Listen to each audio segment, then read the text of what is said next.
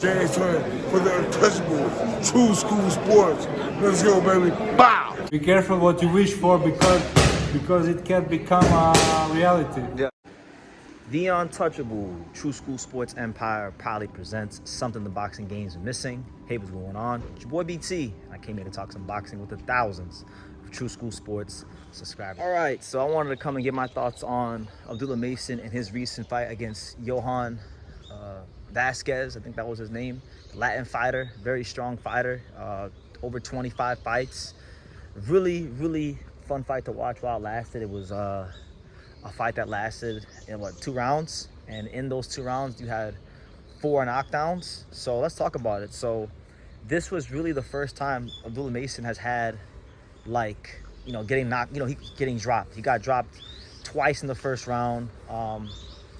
Both of them were flash knockdowns, so he was never really hurt. Like it never looked like he was like his legs were buckled or anything like that, because he got back up pretty quickly. But nonetheless, this is his first like major moment of adversity. And what I noticed in the 2 knockdowns is the first time he got dropped, he kind of threw the uppercut from too far out, and he didn't throw it off the jab, so this guy just timed it and dropped him.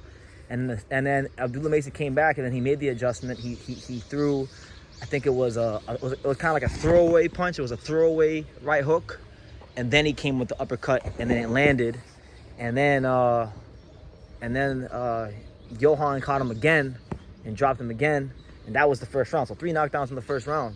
But then Abdullah got up, and Abdullah showed his ability to fight and bite down on that gum shield. He wound up stopping this guy with a body shot, and he runs his record up to 16-0, 14 knockouts. 5-0 this year, all knockouts, and definitely one of the front runners, if not the front runner for prospect of the year. So let's talk about Abdullah, because a lot of people in boxing these days, and this is why fighters are always reluctant to be in these tough fights, or they're scared to lose or even have bad moments, because you can have a bad moment like this and boxing fans will start saying you're exposed, you're not that good, you're a hype job. But if anything, on this occasion, I think the way Abdullah responded was great. I think it actually, with me at least, let me go sit down, because man, they have all these different trails here in Japan, like stuff that you don't even know is there. I've been to this park a million times, I've never even seen this trail. But nonetheless, yeah. Abdullah Mason, the important thing for Abdullah, really and truthfully, is that when the going got tough and he had to behave like a fighter, he did exactly that. He behaved like a fighter.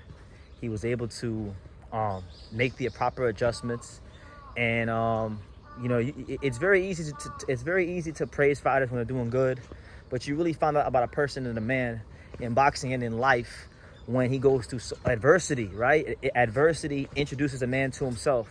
And Abdullah Mason had real adversity, and he overcame it, and he got the knockout. And I think, him and his dad and his brothers, they'll go back, they'll watch the tape, they'll see, maybe what he was doing wrong from a technical standpoint, and they'll make the proper adjustments, and they'll get better as time goes on. But this kid is the real deal.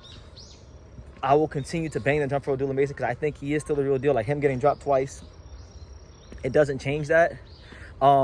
If anything, right, like I think Abdullah Mason is good for boxing, because one thing I've always said about Abdullah Mason, and one of the reasons why I like him, is that he fights with a certain mean streak. He's not like he has a lot of amateur experience, and he's been in there with like Shakur Stevenson, and he sparred like top guys and things like that. So I'm sure if Abdullah wanted to adapt his style and become like a boxer, like I'm sure he could, but that's not really in his nature. He has the mindset of he's a I'm gonna come and get you type of fighter. Like he wants to knock you out. He wants to look for the fight. And naturally, when you look for the fight and you look for the big knockouts and you look to put that pain on your opponents, every now and then you're gonna meet a crafty veteran or a good fighter that's gonna know how to land certain shots. And that was the case here.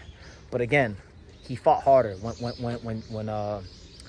When Johan fought harder, he fought harder. And it's like, I feel like with Abdullah, and I'm not saying he's as good as this fighter, so don't take it as I'm saying he's as good as Junto Nakatani. But in the same way that fighters, when they fight Junto Nakatani, Junto at times has lapses in his defense. But the thing is, can you take what he's about to dish out to you? It's that same principle with Abdullah. You might be able to hit Abdullah because Abdullah's aggressive, but when he starts turning it up on you, and that young bull from Cleveland starts putting those punches together, can you dish what he's taking? And so far, most fighters have not been able to dish what he's take what he's dishing out to them. So, I think now the next thing on the Top Rank agenda for him is going to be a homecoming fight in Ohio. You know, it's time for Abdullah Mason to start being a headlining fighter.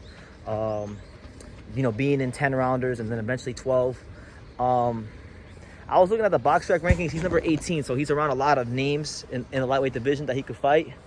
One fight I would like to see from him, because I want to see him deal with a trickier, slicker style. I would like to see Abdullah Mason next for his development against Giovanni Cabrera.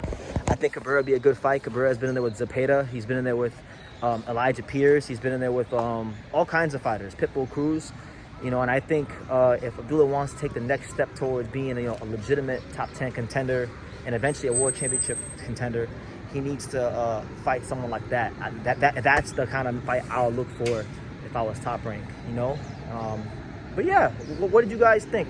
Do you guys think Abdullah Mason got exposed, or, you know, did you actually get more confident in seeing him go through some adversity? Because I know, like Floyd Schofield's that I had a chance to interview him. He's been adamant that, you know, Abdullah don't got no chin, he's not durable, and he got all the ammunition he needed from this fight. So maybe that's a fight that winds up happening at some point. Maybe that's a fight that can happen sooner rather than later, because I would like to see who's lying and who's telling the truth about what happened in sparring and things like that. And the only way we can find out is if they fight each other. But nonetheless, those are my thoughts on Abdullah Mason in his recent fight where he got dropped twice. Leave your comments down below. Make sure you guys take the time to subscribe. And like I say in every single one of these videos, you can love me or you can hate me, but I'm just a kid from Dania. So until next time. Thank you for watching another video on the untouchable True School Sports Empire. I'm at the Boxing Hall of Fame out here in Canterbury, New York. And for more great boxing content just like this video, make sure you click and subscribe right over here.